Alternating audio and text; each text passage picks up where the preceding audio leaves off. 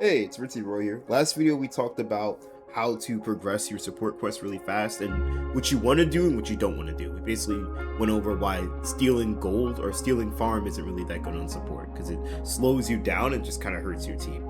This video is going to be about what to do once you went through the proper steps to progress World Atlas and you were met with this, I guess, kind of these 5 branching paths on what to go.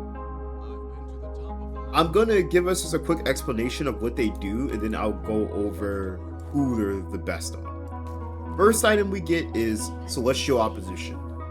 If you know what bone plating does, this is really similar to that. When you get into combat for like the first hit, I guess, the first hit will proc this item and make you take 35% reduced damage if you're melee and 25% reduced damage if you're ranged for 2 seconds. You also slow all enemies nearby for 50%. It's a 1.5 second slow. So it's a pretty good one if you're playing a tanky frontline that's gonna... This switch is gonna throw us off. If you're playing a tanky frontline like Taric, like I'm on right now, Taric loves to go this item. You're playing Taric, Leona, Alistar, anyone that's gonna be taking like a lot of damage, you can go this item to usually soak up a lot of stuff. Next one is Dreammaker. This is typically your enchanter item, think Milio, Lulu, Nami, stuff like that. Basically what it does is whenever you heal or shield an ally, you're going to give them this bubble effect that makes their attacks do extra on-hit magic damage. Now this is kind of misleading because 50 looks really bad, but it actually scales as the game goes on. I think it scales to like 200 something with level. So this one's pretty good, but it's the next passive that makes it really nice. They take reduced damage by your level, and you gotta remember, you're shielding and healing with this. So if you give someone like a 150 damage shield and you add on the extra 75, it's not 75%, it's just a 75 flat number reduced, you're actually giving them a bigger, you're giving them like a significant, like a 225 shield if you do this. So basically, it makes your shields bigger without 100% showing that your shields are bigger.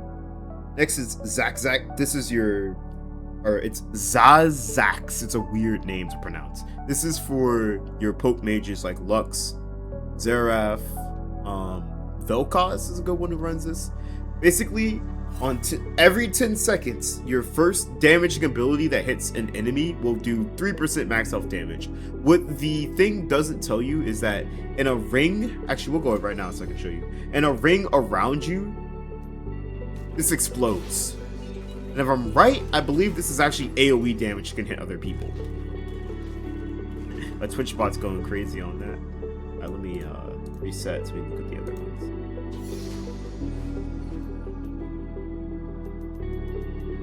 I don't have it yet. Next is Solstice Sleigh.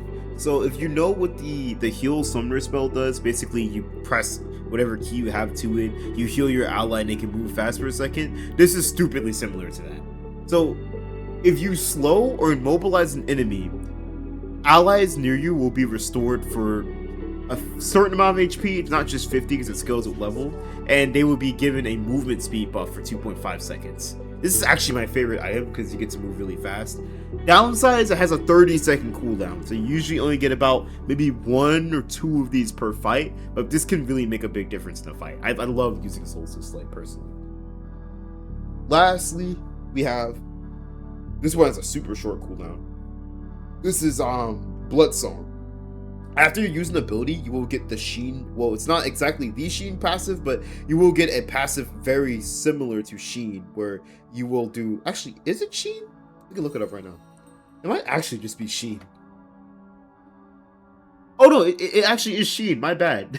Okay, this actually is just Sheen. So the Sheen passive basically is whenever you use an ability, your next auto attack will do bonus physical damage based off your base AD. It's not showing that, but it's based off 100% of your base AD, your next auto attack will do bonus physical damage.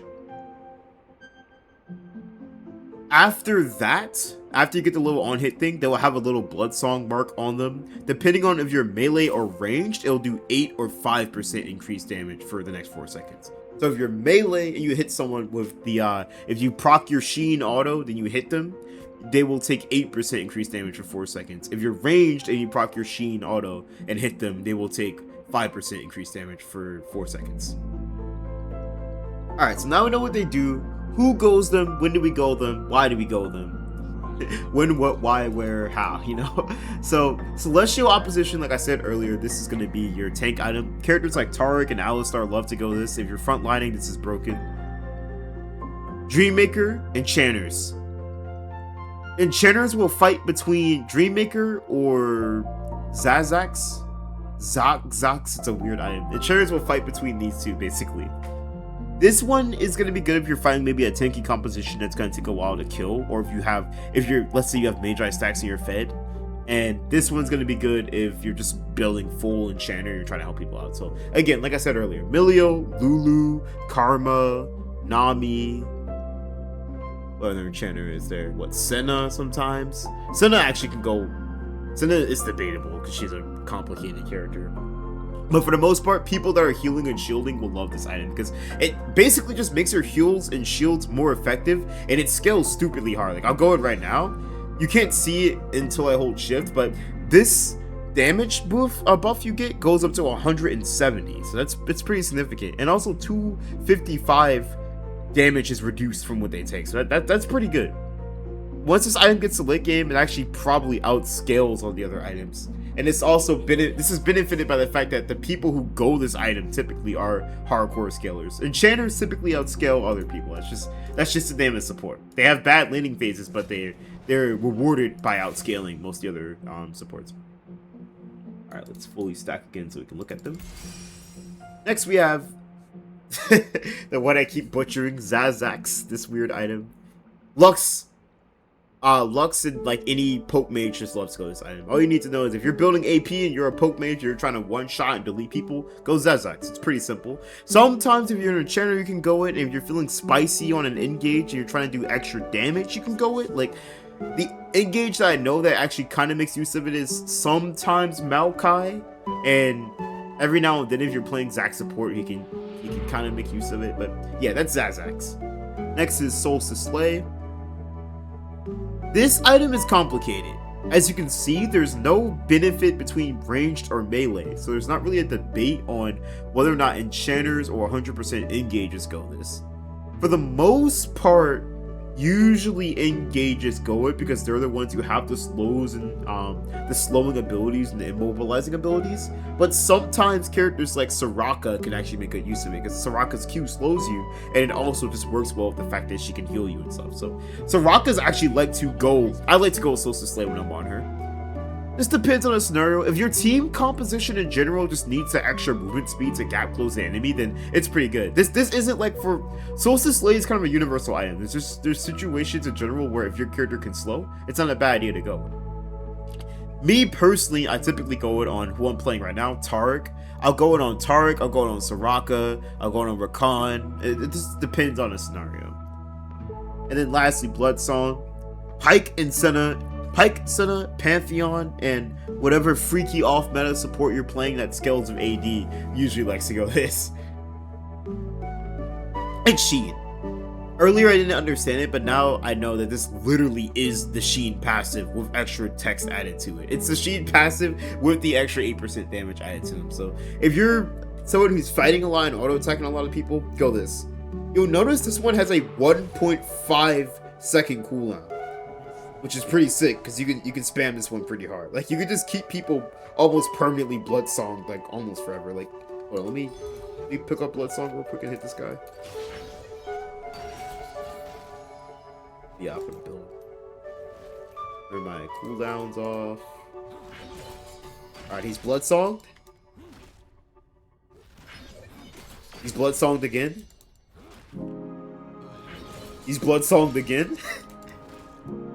So you see where I'm going with this. If you have enough ability haste and you can keep hitting the enemy with the Bloodsong proc, you could just keep them at the 8% increased damage that they'll take from all sources. So pretty good on Pike or Senna. Pike, Senna, Pantheon, anyone who's like has high base AD. It's pretty solid on. You know, Senna is kind of debatable because her base AD is low, but that's complicated. I'm not gonna get into it for now. Senna can sometimes go. That's all you really need to know. If you're playing Senna, if you're going Enchanter, go Dreammaker because it's really good. If you're going AD, go Bloodsong. So that's it for this video. I hope this helps you out with like picking the support path. What I said here isn't going to be like definite for every scenario. There's some times where you might want to go like Celestial Opposition on an Enchanter if they have an Assassin, but for most of your games, typically they're going to be strong for those specific scenarios that I mentioned. But every now and then, if there's Assassins or there's really tanky people, you might need to mix into something like Bloodsong or Solstice Sleigh. It just depends on what's going on. Okay, this is Ritzy Roy signing out.